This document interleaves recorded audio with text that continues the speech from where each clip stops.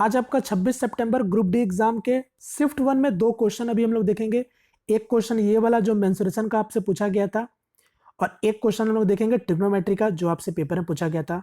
Same data के साथ मैं आपको क्वेश्चन दिखा रहा हूं और अपने तरफ से मैंने ऑप्शन को भी उसी तरीके से रखा है जिस तरीके से पेपर में आपको दिया गया था।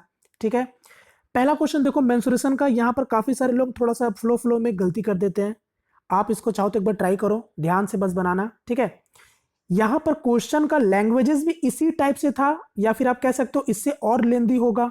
ठीक है, क्योंकि यहां पर जितने भी स्टूडेंट से मेरे बात होती है ना, सभी लोग ये कहते हैं कि क्वेश्चन का लैंग्वेज बहुत लेंदी देके आपसे पेपर में क्वेश्चन पूछ रहा है। ठीक है, तो यहां पर क्वेश्चन में क्या बोला था, यदि त्रिज्या r और ऊंचाई h के तीन बेलनों का इस प्रकार लंबवत रखा जाए कि प्रत्येक बेलन का वक्र पृष्ठ एक दूसरे को स्पर्श करे, तो सभी का संपूर्ण पृष्ठ क्षेत्रफल क्या होगा बताओ। यानी ये आपसे क्या बोला था कि कोई तीन सिलेंडर है। ठीक है, या फिर आप ऐसे भी समझ सकते हो, क्वेश्चन में ऐसे भी दिया गया होगा कि कोई तीन सिलेंडर है, उसके सर्कुलर बेस पर रखा गया है तीनों को एक दूसरे के ऊपर। ठीक है, इस तरीका से आपसे पूछा गया था कि कॉम्बाइन का टोटल सरफेस एरिया बताओ। ये इस तरीके से मान लो फिगर बन रहा है, इसी तरीके से रखा गया। आपसे पूछा गया था टोटल सरफेस एरिया।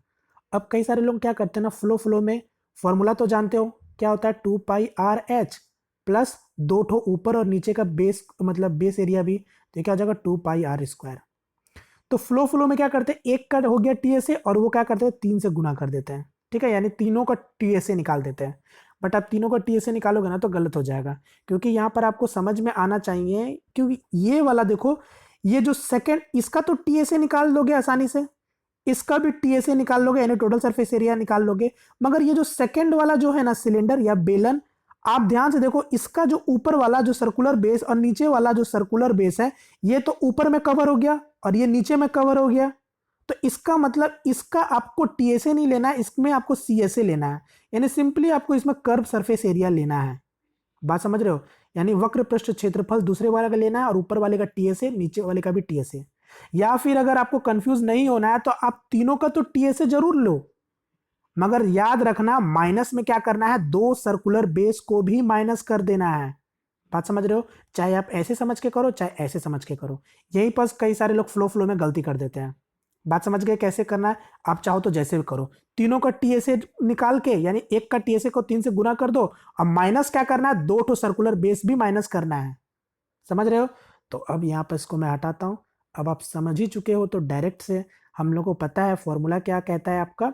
तो फॉर्मूला होता है 2πr/h प्लस 2πr²। तो अभी मैंने बताया तीन से गुना कर सकते हो, यानी ये क्या हो गया 6πr/h प्लस 6πr²। माइनस क्या करना था, दो ठो बेस, मैंने बताया था दो बेस, तो 2πr²।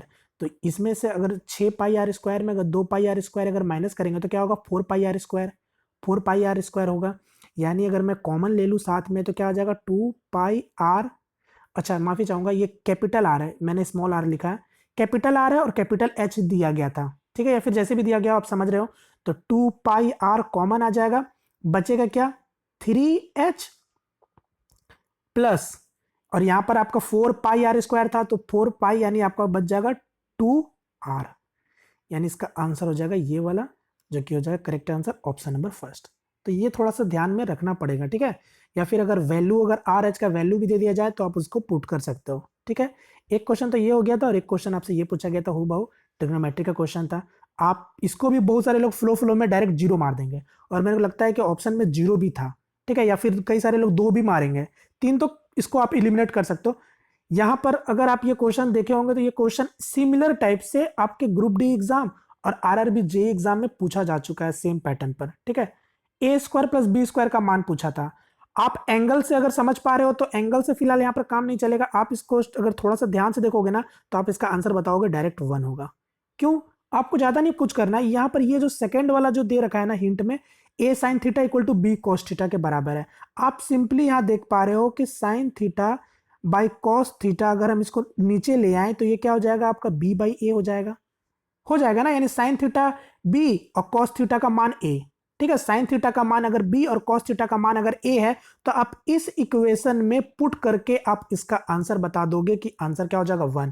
क्यों? क्योंकि आपको पता है साइन थीटा का मान अगर b है तो यहां से देखो a b cube plus b a cube और साइन थीटा कॉस थीटा क्या हो जाएगा a इंटू बी। अब चूंकि ए बी अगर हम कॉमन ले ले तो बचेगा क्या अंदर में मेरा B square plus A square equal to A B. तो ये और ये कटिंग कटिंग हो गया तो बस सीधा खत्म। यानी आप देख लिए B square plus A square का मान मेरा कितना आ गया 1, चूंकि हो जाएगा 1। बोलो क्लियर है? तो ये 2 क्वेश्चन आपका जो मुझे मिले थे जो मैंने आपको दिखा दिया, ठीक है। और भी कोई क्वेश्चन अगर अच्छे टाइप के क्वेश्चन होंगे मैं उसको भी करा दूंगा, ठीक है। तो यहाँ पास मैं सिर्फ और सिर्फ इतना बोलना चाहता हूँ, जिनके भी आने वाले समय में पेपर है तो मैं आपको बताना चाहता हूँ कि देखो एग्जाम के जो क्वेश्चन के जो लैंग्वेजेस है ना वो थोड़े से आपको घुमावदार आ रहे हैं, तो इसलिए पहले से माइंड प्रिपेयर रखो। मत सोचना कि आप एनालिसिस में कहीं भी देख रहे हो वन लाइनर में या फिर बहुत शॉर्ट में आपको दिखा दिया जा रहा है तो वैसे ही क्वेश्चन पूछे जा रहे हैं, नहीं। आपका क्वेश्चन के जो लैंग्वेजेस है ना वो बहुत घुमावदार है, तो इसलिए आपको पहले से माइंड को प्रिपेयर करके रखना होगा, ठीक है। तो चलिए फिलहाल यहाँ पास आप लोग जितना ज़्यादा हो सके आप लोग अपने तरफ से प्रैक्टिस करो। मिलते हैं फ्रेंड्स किसी नेक्स्ट वीडियो में, तब तक के लिए जय हिंद जय भारत।